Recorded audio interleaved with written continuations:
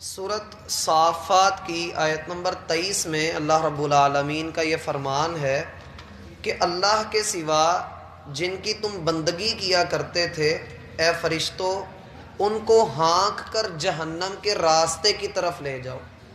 ابھی جہنم کے اندر گرانے کی بات نہیں کی بلکہ جہنم کے راستے کی طرف لے کر جانے کی بات کی۔ جہنم کا جو رستہ ہے یہ کہہ لیں کہ جنت کے راستے میں آتا ہے، جہنم سے گزر کر پھر بندہ جنت کے اندر جائے گا۔ پل صراط جس کے متعلق بڑی مشہور حدیث ہے کہ وہ بال سے زیادہ باریک ہے اور تلوار سے زیادہ وہ تیز ہے، اس کے اوپر سے گزر کر انسان پھر جنت کے اندر جا سکے گا۔ تو ان کو اس رستے کے اوپر چلاؤ جو رستہ جہنم کی طرف جاتا ہے، گویا کہ یہ لوگ جہنم کو کراس نہیں کر سکیں گے بلکہ اسی پل کے اوپر سے جہنم کے اندر، جہنم کی اتھاہ گہرائیوں کے اندر پھینک دیے جائیں گے۔ اب جب یہ جہنم کے رستے کی طرف جا رہے ہوں گے تو آیت نمبر 24 میں اللہ فرماتے ہیں واقفوہم، اے فرشتوں ان کو یہیں روک لو، یعنی رستے میں ان کو روک لیا جائے گا۔ انہم مسئولون، بلا شبہ ان سے کچھ سوال ہوں گے، ان سے سوال کیے جائیں گے۔ اب وہ سوالات کیا ہیں وہ حدیث نے بتلائیں۔ اس سے یہ پتہ لگتا ہے کہ قرآن کو حدیث کے بغیر سمجھنا ناممکن ہے اور حدیث کو قرآن کے بغیر سمجھنا ناممکن ہے۔ دونوں چیزیں لازم و ملزوم ہیں۔ جو لوگ حدیث کا انکار کرتے ہیں، جو لوگ یہ کہتے ہیں کہ جی بخاری تو کئی سو سال کے بعد لکھی گئی تھی، مسلم بھی کئی سو سال کے بعد لکھی گئی، تو یہ ایک تاریخی مواد ہے، اس کو دین کا درجہ نہ دیں، تو ایسے لوگوں کو پہلی بات تو یہ ہے کہ ان سے عقلی طور پہ یہ سوال کر لینا چاہیے کہ بھائی قرآن میں اللہ رب العالمین نے 70 جگہ پر نماز ادا کرنے کا حکم دیا ہے، 700 جگہ پر اس کے ادا کرنے کی تلقین کی ہے۔ اب تم ہمیں یہ بتاؤ کہ نماز کا طریقہ پورے قرآن کے اندر کہاں لکھا ہوا ہے؟ اللہ نے جگہ جگہ پر زکوٰۃ کے احکامات دیے ہیں، زکوٰۃ کا جو نصاب ہے وہ بتا دو کہ کیسے مقرر کیا جائے گا اور کس ترتیب سے زکوٰۃ نکالیں گے، سونے کا کتنا نصاب ہے، چاندی کا کتنا ہے، یہ قرآن سے نکال کر دکھا دو۔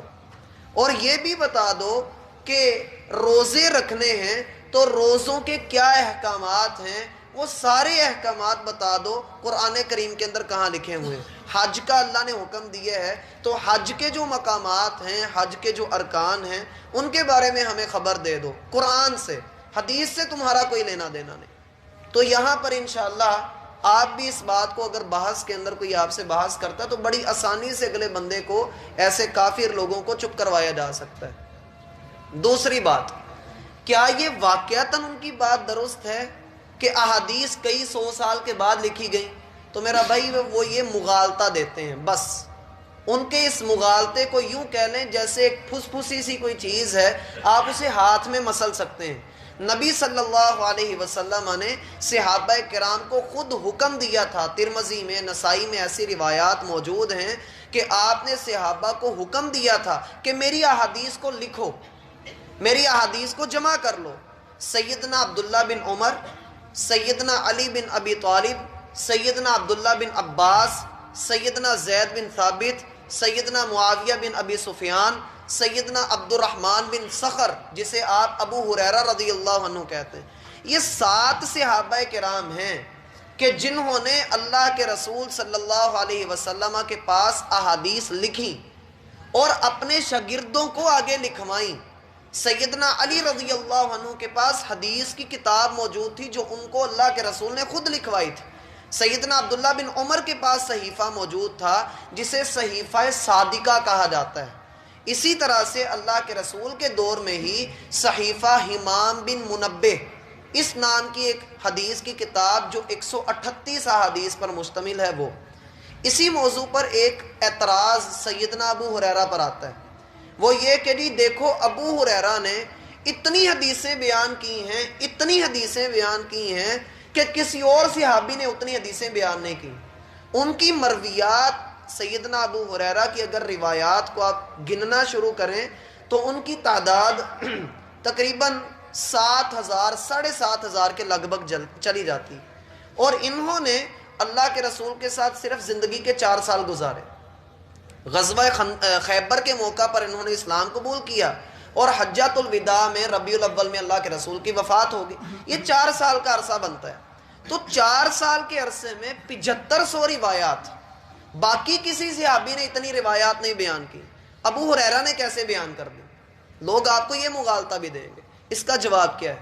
اس کا جواب یہ ہے کہ وہ جو 7500 احادیث ہیں وہ اکیلے ابو ہریرہ نے بیان نہیں کی، وہ دیگر صحابہ نے بھی بیان کی ہیں. مثلا ایک روایت اگر میں نے بیان کی ہے تو صوفی صاحب بھی بیان کر رہے ہیں، یہ احمد بھی بیان کر رہا ہے، یہ صاحب بھی بیان کر رہے ہیں، اگلا بندہ بھی بیان کر رہا ہے. تو اگر وہ روایت اس نے بھی بیان کی، میں نے بھی کی، اس نے بھی کی، میرا نام آ گیا تو اس میں کون سی بڑی بات ہوگی؟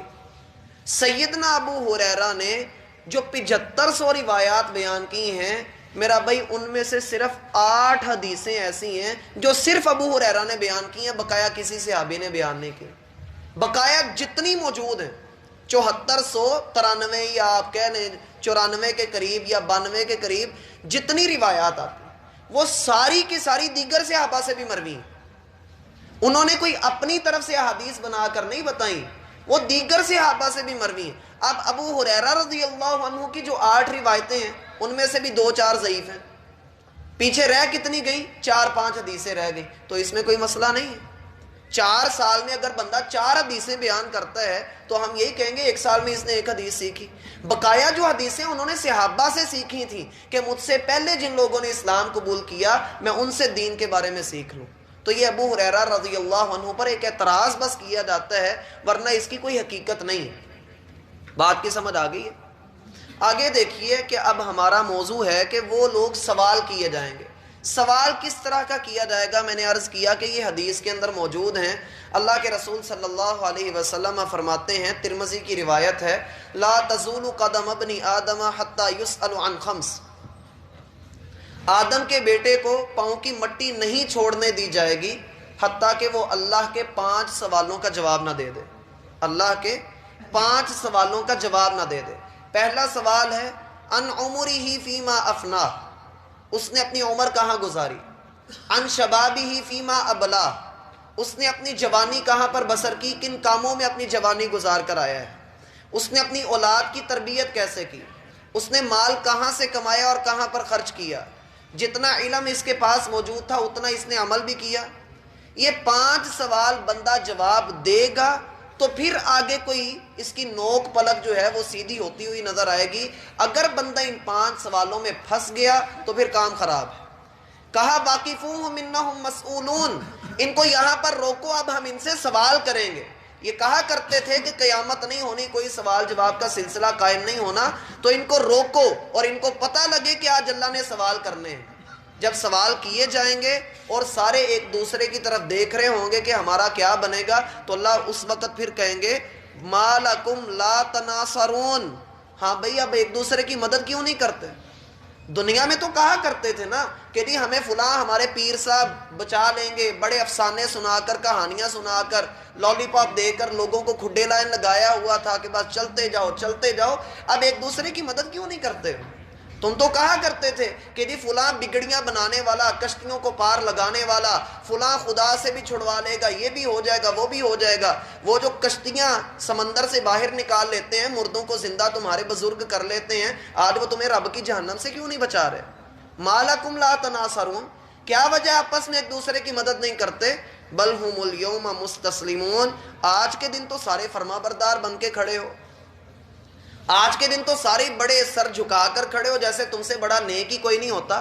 تو اللہ رب العالمین نے یہ تانے ان کو دیے ہیں اب کہ تم دنیا کے اندر دین کا مذاق اڑایا کرتے تھے، جیسا کہ ہم نے آیت نمبر 12 میں پڑھا تھا کہ یہ دین کا مذاق اڑاتے ہیں. نصیحت کی جاتی ہے تو نصیحت کو قبول نہیں کرتے، اللہ کی نشانیوں کو دیکھتے ہیں تو ان کا مذاق اڑاتے ہیں اور کہتے ہیں کہ ہم مرنے کے بعد دوبارہ زندہ کیے جائیں گے. اللہ فرماتے ہیں دیکھ لو اب زندہ بھی کر دیا، تمہیں سامنے کھڑا بھی کر لیا، سوال بھی کر لیے، تم ایک دوسرے کی مدد بھی نہیں کر پائے، اب سر جھکا کر گناہ کا اعتراف کرنے کا کیا فائدہ؟ پھر ان کو جہنم کے اندر اوندا منہ کر کے گرا دیا جائے گا. اللہ ہمیں محفوظ فرمائے اور سمجھ